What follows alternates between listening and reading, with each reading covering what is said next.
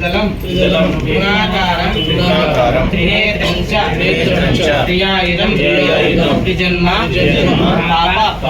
संहारं एकबिल्वं शिवार्पणं काशीक्षेत्र निवासं च कालभैरव दर्शनं घोरपाप संहारं एकबिल्वं शिवार्पणं